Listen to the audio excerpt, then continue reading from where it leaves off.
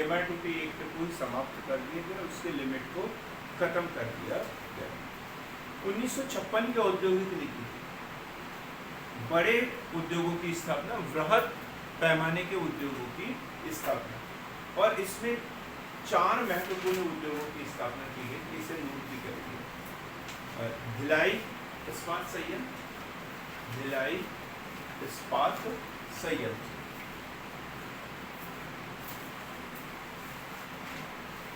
Number 1 Bhilai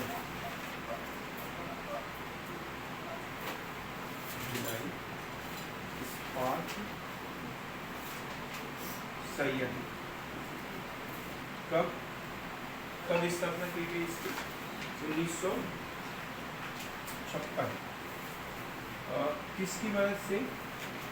रूस की मदद से। ये क्वेश्चन अक्सर एग्जाम में पूछा जाता है। द्वितीय पंचवर्षीय योजना और एक चतुर्थ पंचवर्षीय योजना में 4 बड़े इस्पात कारखानों की स्थापना की गई। दूसरा है राउरकेला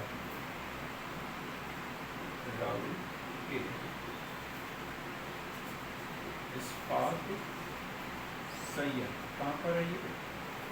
उड़ीसा में। किस देश की मदद से? जर्मनी की मदद से, जर्मनी की मदद से।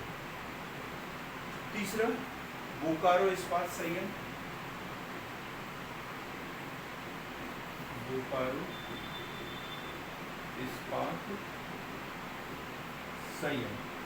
बोकारो इस्पात संयंत्र वर्तमान में झारखंड में, और इसकी मदद से रूस की मदद से, सोवियत संघ की मदद से।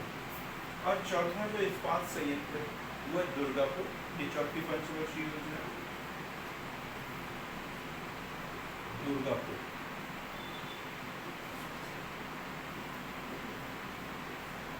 इस्पात संयंत्र, दुर्गापुर इस्पात संयंत्र, ये है ब्रिटेन की मदद से, यूके की मदद से। ये दुर्गापुर कहाँ है? पश्चिम बंगाल, पश्चिम बंगाल।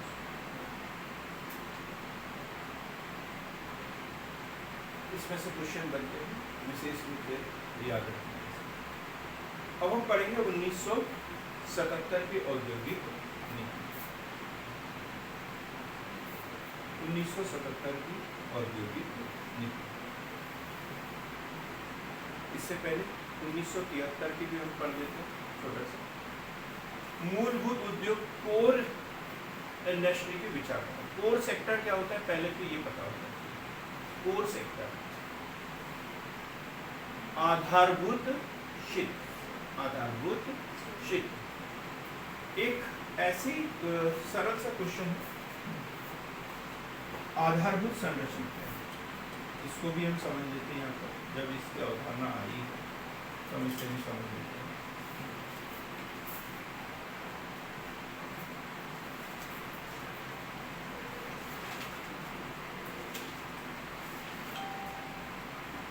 आधारभूत संरचना,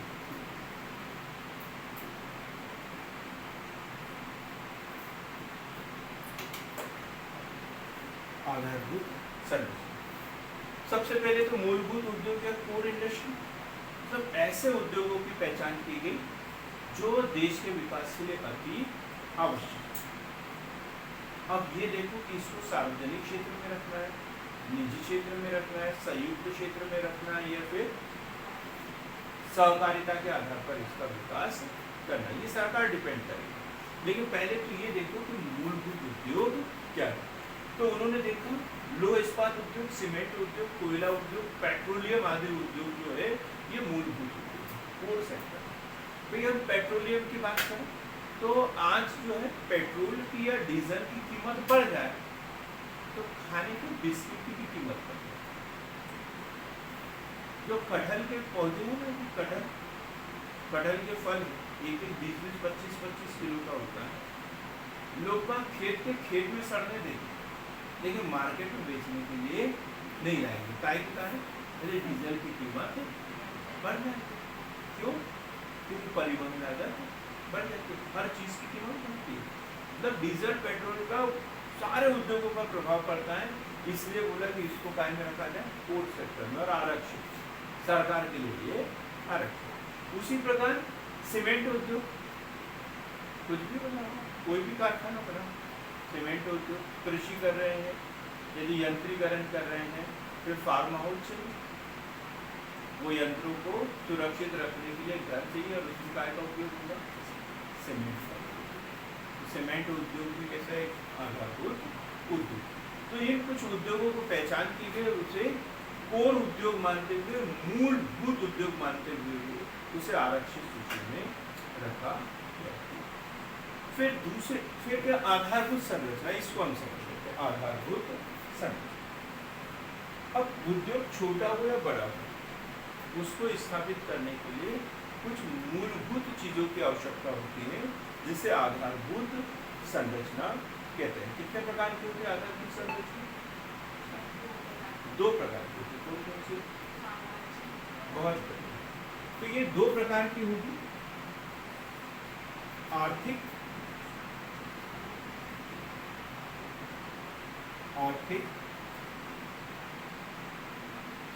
और दूसरा सामाजिक। आर्थिक और सामाजिक आधारित संरचना। अब आर्थिक में क्या है? वो संरचना जिसका संबंध धन से है, जैसे सड़क जरूरी है, कोई भी उद्योग स्थापित करना हो तो सड़क चाहिए। शहरी क्षेत्र की भूमि वगैरह सब कुछ महंगी मिलती है, क्योंकि वहां पर आर्थिक आधारित संरचना होती है, इसलिए वो सब कुछ महंगा रोड पर है। उसी प्रकार बिजली, विद्युत, बैंक, बीमा, ये परिवहन के साधन, दूरसंचार, ये सब काय के अंतर्गत आएगा? आर्थिक आधारित संरचना। फिर सामाजिक आधारित संरचना। सामाजिक आधारित संरचना, शिक्षा, तो उद्योगों के विकास के लिए क्या चाहिए? पब्लिक पढ़ी लिखी चाहिए। यदि पढ़ी लिखी नहीं होगी तो फिर वो लोग उद्योगों की बात ही नहीं करेंगे, फिर वो काम चलाओ जीवन जिएंगे, खाने के लिए मिल रहा है और क्या चाहिए, इस तरीके का जीवन को जीते रहेंगे। शिक्षा बहुत जरूरी है। फिर जागरूकता, यदि पढ़ा लिखा व्यक्ति वो सब कुछ हो, डिग्रियां उसने लेके रखी है, या बोल सकते हैं खरीद के रखी है, यदि ऐसी डिग्री हमारे पास में है जिसके अनुसार हम काम नहीं कर पा रहे हैं, तो वो क्या कैसी डिग्री होती है? वो खरीदी हुई डिग्री होती है।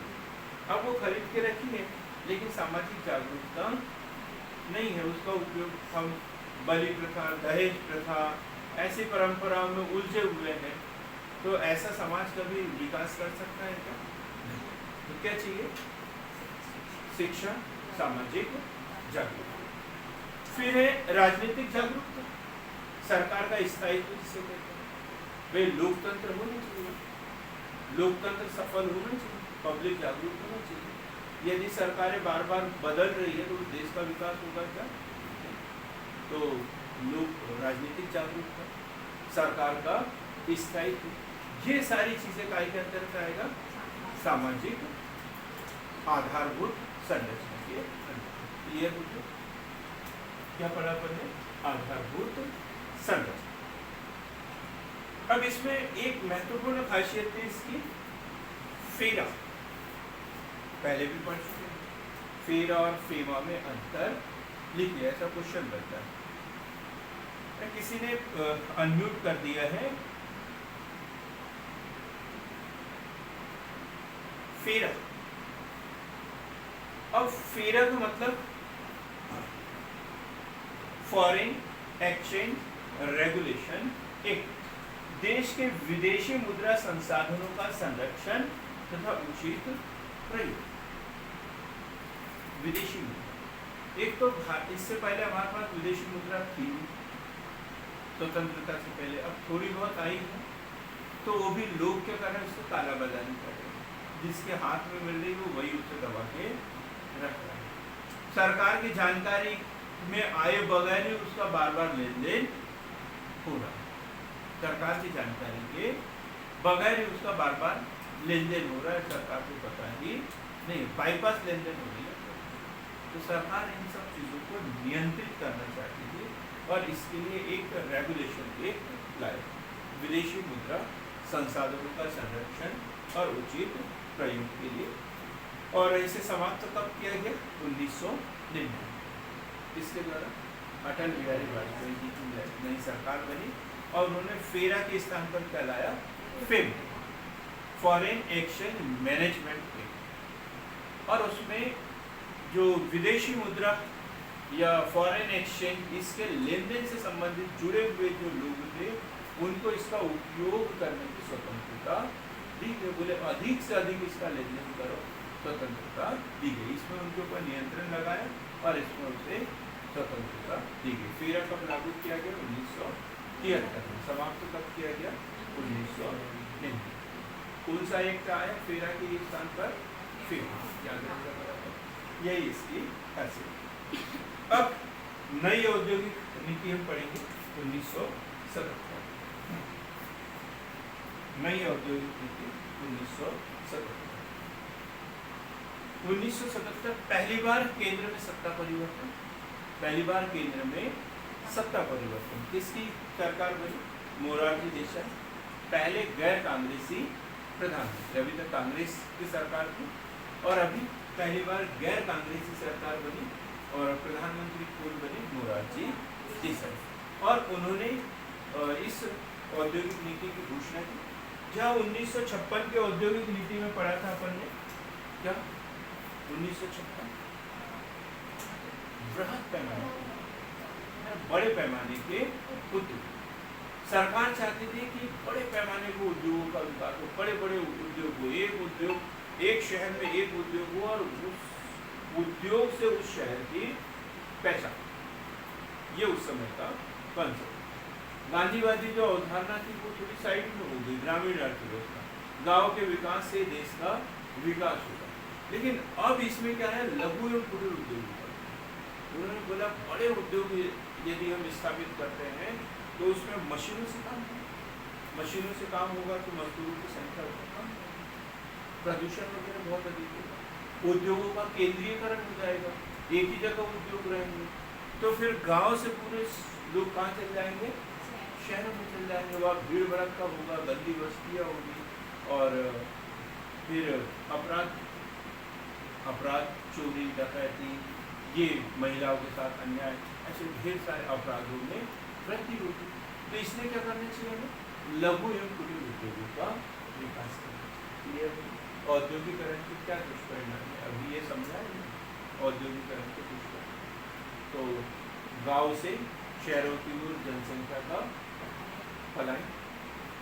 पलायन, साथ ही गंदी बस्तियों की संख्या में वृद्धि, लोगों की मूलभूत आवश्यकताओं में कमी, अपराधों में वृद्धि, शहरों में बढ़ती बेरोजगारी, ये सारे कारण औद्योगिकरण के दुष्परिणाम हैं। और इन दुष्परिणामों को कंट्रोल करने के लिए, नियंत्रित करने के लिए 1977 के औद्योगिक नीति में लघु एवं कुटीर उद्योगों के विकास के छोटे उद्योग जिसमें कम पूंजी की आवश्यकता हो, कम मशीनरी की आवश्यकता हो, कम मजदूरों की आवश्यकता हो, ऐसे उद्योगों की स्थापना करना चाहिए। और कुटीर उद्योग जो घरों में घर के सदस्यों द्वारा बिना बिजली के यंत्र का उपयोग किए हुए जो उद्योग चलाए जाते हैं उसी को कहते हैं कुटीर। क्या फायदा होता है कुटीर उद्योग को? कुटीर उद्योगों से क्या फायदा? हाँ, एक तो संसाधनों का उपयोग हो जाता है और अधिक से अधिक लोगों को रोजगार। मशीनों से काम नहीं होता, तो फिर मजदूर हाथों से करते, और हाथों से करने के कारण अधिक से अधिक लोगों को रोजगार मिल जाता है। अब जिला उद्योग केंद्र DICC, हर जिले में एक उद्योग केंद्र बैतूल में भी, और इसका MPPSC से भर्ती भी होती है। इसका जो अधिकारी होता है क्या बोलते हैं उसे? कोई पीएससी में कोई पद है, कोई बताएगा, किसी को पता है? एमपीपीएससी से भर्ती होती है ना यहाँ पर इस उद्योग अधिकारी के लिए। अंकित, हाँ बताओ। जिला उद्योग अधिकारी हमारे चंपेवार सर है ना? ये जो हमारे पास में ये जो है वो जो बोर्ड था वो चंपेवार सर का ही दिया हुआ था।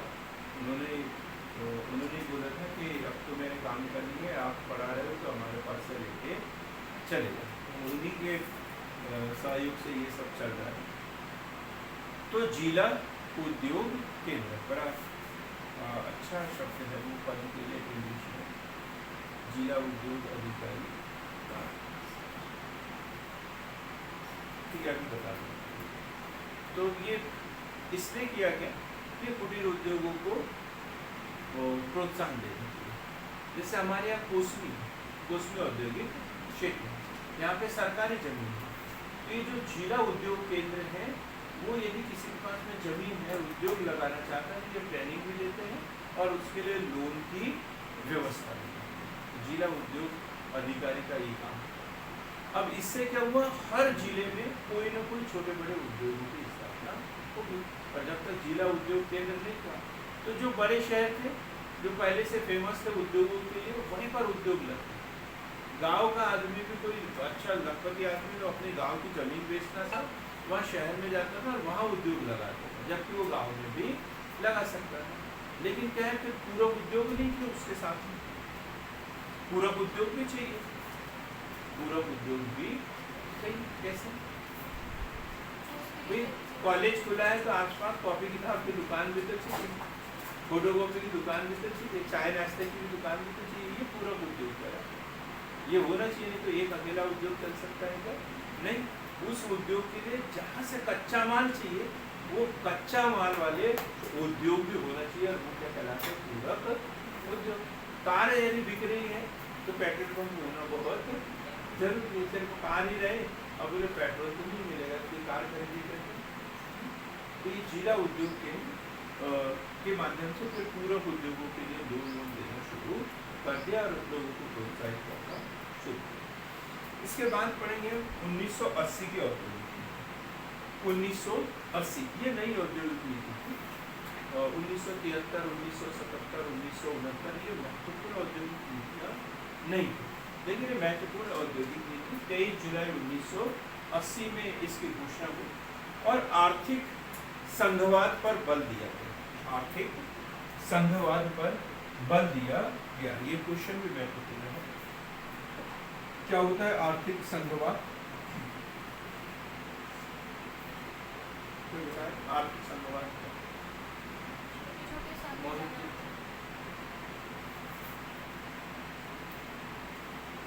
आर्थिक संघवाद जैसे भारत सरकार में कोई एक संस्था है ऐसी जो आर्थिक संघवाद करता है। पहले योजना आयोग और अब नीति आयोग। तो इसकी जो कोर लाइन वही है आर्थिक संघवाद। मतलब ये सलाहकारी संस्था है। तो केंद्र सरकार भी यही चाह रही थी कि अब क्या है, जो निजी क्षेत्र है उसको खुला छोड़ देना चाहिए, खुला छोड़ देना चाहिए।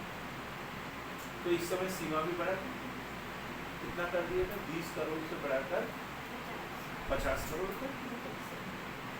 तो निजी क्षेत्र को स्वतंत्रता दी।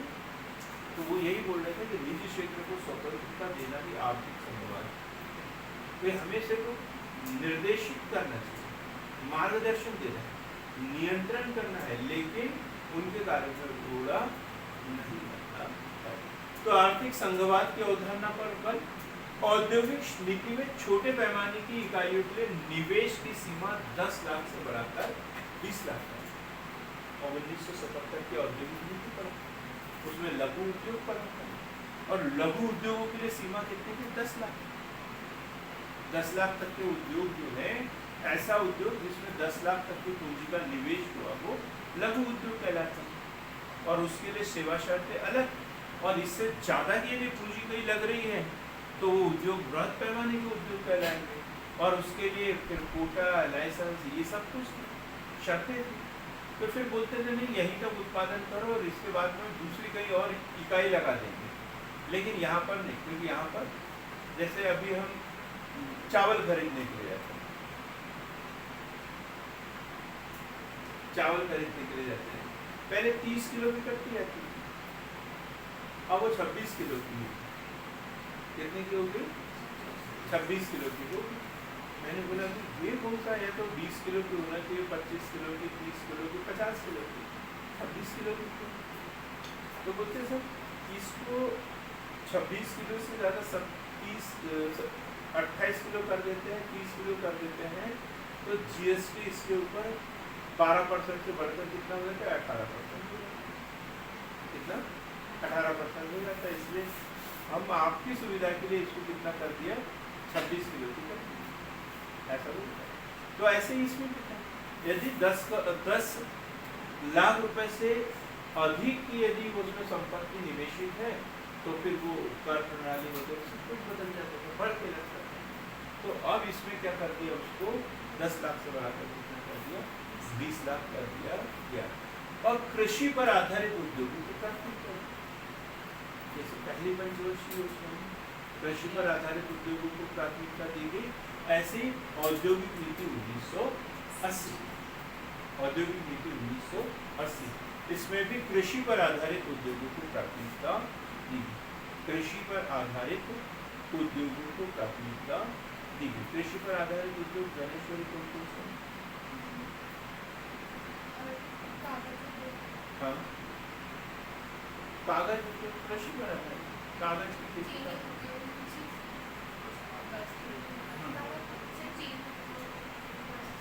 वस्त्र, मतलब सबसे बड़ा उद्योग कृषि पर आधारित होता है वस्त्र उद्योग। उसको हम सूती 3 भागों में बांट दो, सूती वस्त्र उद्योग, ऊनी वस्त्र उद्योग, रेशमी वस्त्र उद्योग, 3 बार लिख लो, रेडीमेड उद्योग 4 बार, लेकिन ये है कृषि पर आधारित। फिर शक्कर उद्योग, जूट एवं पटसन उद्योग, ये सब कृषि पर आधारित। फूड प्रोसेसिंग उद्योग, कृषि प्रसंस्करण उद्योग, कृषि पर आधारित दूसरा सबसे महत्वपूर्ण उद्योग। क्लियर हो गया है? इन उद्योगों की बात इसमें की।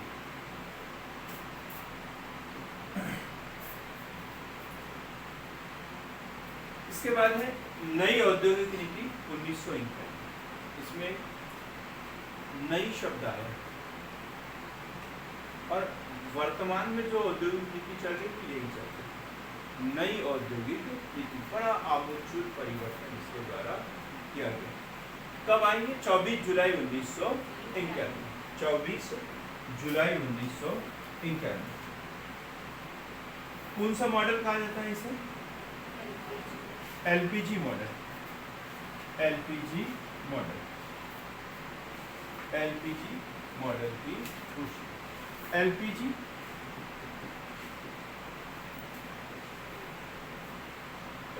लिबरलाइजेशन, उदारीकरण, पी प्राइवेटाइजेशन,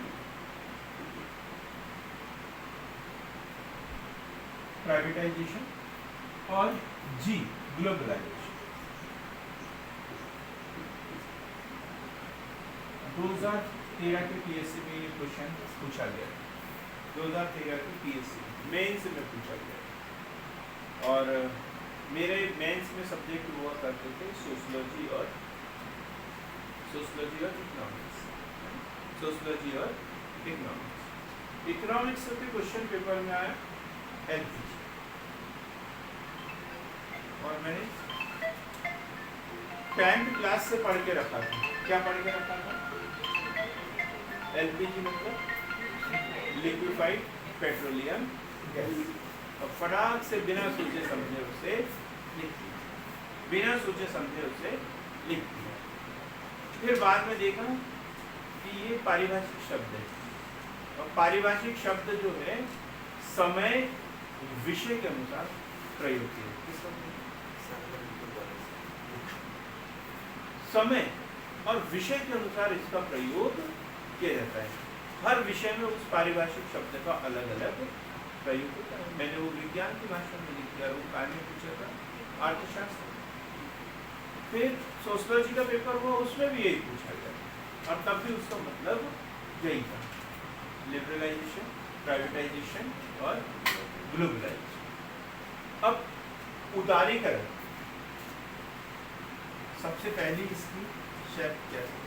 उदारीकरण। क्या होता है उदारीकरण? दूसरा है निजीकरण और तीसरा वैश्वीकरण। वैश्वीकरण, तीनों के अर्थ को समझना। हाँ, क्या होता है उदारीकरण?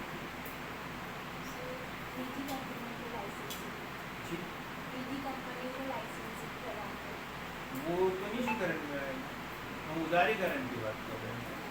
तो उदारीकरण है भौतिक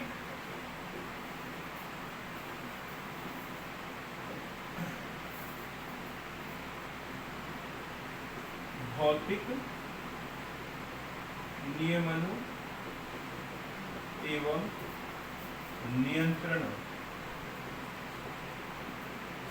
में छूट दे।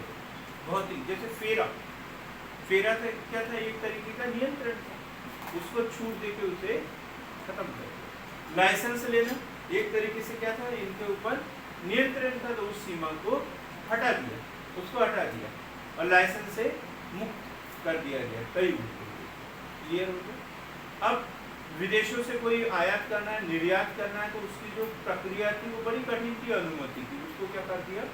सरल कर दिया। क्लियर हो गया? तो ये क्या कहलाता है? उदारीकरण। भौतिक नियमनों व नियंत्रणों में ढील देना या छूट देना। ऐसा नहीं कि पूर्ण रूप से खत्म कर देना, नहीं, छूट ढील देना। फिर है निजीकरण। निजीकरण, प्राइवेटाइजेशन। क्या होता है? निजी क्षेत्र जब सार्वजनिक संपत्ति का स्वामी बन जाता है तो उसे निजी। पहले जो सरकारी क्षेत्र था, सरकार ने उसमें बहुत अधिक पैसे पूंजी लगाई थी, सरकार ने वो पूंजी वापस ले ली और वो किसको दे दी? वो जो अधिकार है वो किसको दे दिया? निजी क्षेत्र को दे दिया, जिसे क्या कहते हैं? निजी। अब इसमें जो आरक्षित क्षेत्र था या जो सार्वजनिक क्षेत्र था उसको क्या किया गया? संकुचित। कई उद्योग जो पहले आरक्षित थे कि सरकार ही इसको लगाएगी, अब वो आरक्षण की सीमा से हटा दिया, किसको दे दिया? निजी हाथों में उसे सौंप दिया। ये क्या कहलाता है? निजीकरण। फिर एक वैश्वीकरण। वैश्वीकरण एक कहावत है पुरानी, अर्जुन जी, पता है आपको? नहीं, कहावत नहीं पता। ये दूध का जला हुआ छाछ भी फूक फूक कर पीता है, ये सुना है क्या? ये तो सुना होगा, अनिल कुमार आपने भी सुना होगा, नहीं सुना? एक बार और बोल देता हूँ। दूध का जला हुआ छाछ भी फूक फूक कर पीता है, सुना है आपने? आपने भी नहीं सुना? पहले हो क्या? अच्छा, पहले नहीं सुना, ठीक है। तो दूध का जला हुआ छाछ भी फूक फूक कर पीता है, इसका मतलब ये है कि 1600 ईस्वी में अंग्रेज आए व्यापार करने के लिए, धीरे धीरे उन्होंने भारत पर अधिकार कर लिया। तो जब देश आज़ाद हुआ तो फिर निजीकरण, मतलब वही MRTP एक्ट लागू कर के एकाधिकार को नियंत्रित करने की कोशिश की। फिर बंद अर्थव्यवस्था की तरह हमारे देश ने व्यवहार किया, किसी से व्यापार नहीं करना, व्यापार करते तो अच्छे से खूब बजा के करना कि कहीं हमें फिर से गुलाम न करते। तो फिर ब्रिटेन, अमेरिका, ऐसे बड़े देशों से, रूस से हमने व्यापारिक संबंध खत्म कर दिए, नहीं के बराबर, बहुत ही कम। अब देखा कि हमारे देश में जो है विदेशी पूंजी इतनी कम हो गई कि रिजर्व बैंक नए नोट छापने को तैयार नहीं, क्योंकि वहाँ पर न्यूनतम आरक्षित अनुपात चाहिए, न्यूनतम कोष चाहिए, विदेशी मुद्रा 500 करोड़ होना चाहिए, 400 करोड़ होना चाहिए, तो हम नई मुद्रा का निर्गमन कर सकते हैं, नहीं तो नहीं कर सकते। यहाँ लोगों का वेतन देने के लिए सरकार के पास में पैसा नहीं बचा, तो क्या किया जाए? तो फिर उन्होंने क्या? वैश्वीकरण की, ग्लोबलाइजेशन, भारतीय मार्केट को दुनिया के लिए खोल दिया। भारत के लोगों को बोला कि तुम जहाँ चाहे वहाँ जाकर व्यापार कर सकते हो, अपनी औद्योगिक इकाई लगा सकते हो। ये तो एक ही पार्ट है और एक छोटा पार्ट है, बड़ा बांट के सारे दुनिया को निमंत्रण दिया गया कि आप हमारे देश में आओ, यहाँ पे पूंजी निवेश करो, उद्योग धंधे लगाओ, सुरक्षा की गारंटी, मजदूर हम देंगे, आप जो सामान निर्माण कराओगे उसको बेचने की गारंटी हम देंगे, बिकवाएंगे, बस आप आइए और यहाँ पर उत्पादन कार्य कीजिए। FDI को प्रोत्साहन दिया गया। तो जब ऐसे विदेशी देशों के साथ में हमारे देश के लिए खोल दिया गया तो उसे क्या कहते हैं? ग्लोबलाइजेशन, वैश्वीकरण। वैश्वीकरण का शाब्दिक अर्थ है पूरी दुनिया एक बाजार के, पूरी दुनिया एक बाजार के। अभी क्या था? बंद अर्थव्यवस्था में कि चाइना का माल हमारे यहाँ नहीं आएगा, हमारा चाइना नहीं आएगा, ये सब प्रतिबंध लगे। और अब ऐसा था नहीं, सारे प्रतिबंधों को खोल दिया। अब इन तीनों चीजों को लागू करने के लिए क्या किया गया? औद्योगिक लाइसेंसिंग की समाप्ति, औद्योगिक लाइसेंसिंग की समाप्ति। अब ये कुछ विशेष जो 5 श्रेणी, पहले 18 किए, फिर 8 किए और फिर कितने रह गए? 5 ऐसे उद्योग है जिनको स्थापित करने के लिए आज भी लाइसेंस लेना पड़ता है। तो इलेक्ट्रॉनिक्स, बारूद, खतरनाक रसायन, तंबाकू और मादक ये निजी क्षेत्र के लिए खुले हैं, लेकिन इसको लगाने से पहले अनुमति लेना आवश्यक है। आज भी ये 5 उद्योग से इलेक्ट्रॉनिक्स, बारूद, खतरनाक रसायन, तंबाकू और मादक। उद्योगों को अनारक्षित करना, जो सार्वजनिक क्षेत्र के लिए उद्योग आरक्षित के अपन ने पढ़ा, 18 उद्योगों की सूची जारी की, 17 उद्योग शुरुआत में 1956 में कितने? 17 उद्योग ये आरक्षित क्षेत्र, सार्वजनिक क्षेत्र के लिए आरक्षित कर दिए थे। तो क्या कर दिया गया? उद्योगों को अनारक्षित करना प्रारंभ कर दिया, एक सूची जारी की और उस सूची में पहले 8 उद्योग थे, वर्तमान में केवल 2। नाभिकीय अनुसंधान मतलब परमाणु ऊर्जा से संबंधित, और दूसरा रेल सेवा। अब रेल सेवा को भी थोड़ा सा कम कर रहे हैं। जैसे यहाँ भोपाल में एक railway station, Habibganj railway station, नाम क्या रखा उसका? रानी कमलापति, निजी क्षेत्र, बंसल। तो ये इस तरीके से, लेकिन अभी भी 2 क्षेत्र जो है वो सार्वजनिक क्षेत्र के लिए आरक्षित है और बाकी सब आरक्षित थे। फिर MRTP एक्ट की समाप्ति कर दी गई। अपन ने पढ़ा 1970 में जो लागू किया गया था MRTP एक्ट, 20 करोड़ की उसकी सीमा थी। 1980 में 50 करोड़ कर दिया गया, 1985 में 100 करोड़ कर दिया गया और 1991 में इसे इस सीमा को समाप्त कर दिया गया। विदेशी निवेश को प्रोत्साहन, विदेशी निवेश को प्रोत्साहन, तो इसके लिए FDI की बात की गई। FDI तो ये वैश्वीकरण के अंतर्गत आएगा, विदेशी निवेश को प्रोत्साहन। इसके लिए विदेशी निवेश को से बोला गया कि हमारे यहाँ पूंजी लगाएं, फॉरेन डायरेक्ट इन्वेस्टमेंट, FDI ये महत्वपूर्ण है। प्रत्यक्ष विदेशी निवेश, FDI, प्रत्यक्ष विदेशी निवेश 2 प्रकार का होता है, 2 प्रकार का होता है प्रत्यक्ष विदेशी निवेश। हाँ प्रिया जी। हाँ हाँ, और दूसरा ग्रीनफील्ड और ब्राउनफील्ड, ग्रीनफील्ड और ब्राउनफील्ड मतलब ब्राउनफील्ड मतलब पहले से जो उद्योग हमारे चल रहे थे उसी में निवेश करना। पहले तो कोई उद्योग है उसको खरीद लेना, उनको खरीद लेना, पूर्ण रूप से खरीद लेना या उसकी हिस्सेदारी खरीद लेना। और ग्रीनफील्ड मतलब किसी नए क्षेत्र में निवेश करना जो अभी तक नहीं है, तो वो कौन सा कहलाएगा? Greenfield investment. अब सरकार चाहती तो थी ये इन्वेस्ट करे, लेकिन उनके लिए कुछ सीमा अलग अलग, बैंकिंग में इतना कर सकती है, LIC में इतना कर सकती है, रक्षा क्षेत्र में इतना कर सकती है, तो ये ढेर सारी सीमाएं उनके लिए लागू कर दी। FDI में क्या होता है? जो स्वामित्व होता है वो विदेशी कंपनी अपने पास में ले सकती है, तभी FDI कहलाता है, जो स्वामित्व उनके पास में।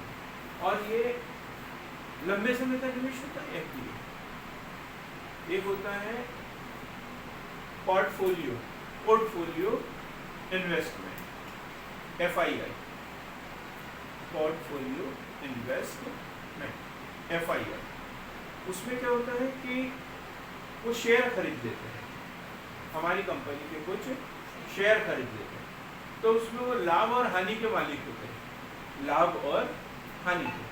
जब लाभ होता है तब तक वो बने रहते हैं, जैसे हानि होने की संभावना हुई अपने शेयर बेचे और चले जाते हैं, तो पता ही नहीं चलता चला आज पैसा है और कल नहीं है हमारे देश में। तो इसमें क्या बोलते हैं, FDI करो। FDI में क्या वो मालिक बन गए, बहुत अधिक पैसा लगाया, अब उन्होंने ये जमीन खरीदी और वहाँ पे 50 एकड़ में कोई कारखाना बना दिया, तो कारखाना तो उठा के लेकर नहीं जा सकते, इतना अधिक पैसा इन्वेस्ट कर दिया कि तुरंत छोड़कर भी नहीं कर सकते। वो स्थायी निवेश, FDI के साथ निवेश होता है स्थायी, क्योंकि मालिकाना हक विदेशियों के पास में होता है और बहुत अधिक पूंजी का इन्वेस्ट किया जाता है, इसलिए वो मार्केट को छोड़कर जल्दी से जा नहीं सकता। FII में क्या होता है, मालिकाना हक उनके पास में नहीं होता, शेयरों में निवेश करते हैं, तो जब तक लाभ होता है तब तक वो बने रहते हैं, और जैसे ही लाभ की संभावनाएं कम होती है अपने शेयरों का विनिवेश कर देते हैं, उसे बेच देते हैं और वापस चले जाते हैं। तो ऐसे में पूंजी की अनियमितता बन क्लियर हो गया है। तो ये नई औद्योगिक नीति 24 जुलाई 1991 इससे संबंधित हमने पढ़ा, और इसके 3 महत्वपूर्ण घटक LPG मॉडल, उदारीकरण, निजीकरण और वैश्वीकरण। उदारीकरण का अर्थ क्या होता है, सरकार द्वारा लगाए गए विभिन्न प्रकार के नियमों व नियंत्रणों में ढील देने से है।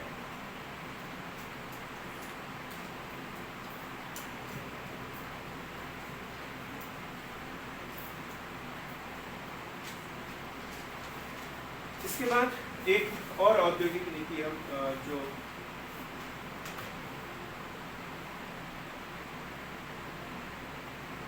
परिवर्तन तो नहीं बोल सकते, नई औद्योगिक नीति नहीं बोल सकते, लेकिन परिवर्तन 2011 में किया था। 2011 औद्योगिक नीति में परिवर्तन 2011, और इसमें जो LPG मॉडल है इसको समाप्त करने की बात नहीं की गई है, इसी को और आगे बढ़ाने की बात की, इसी को और आगे बढ़ाने की बात की। तो आज के लिए इतना ही।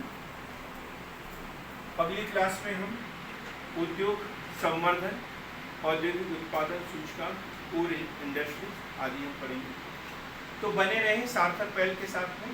अभी सार्थक पहल के साथ जुड़ने के लिए आप सभी को बहुत बहुत धन्यवाद।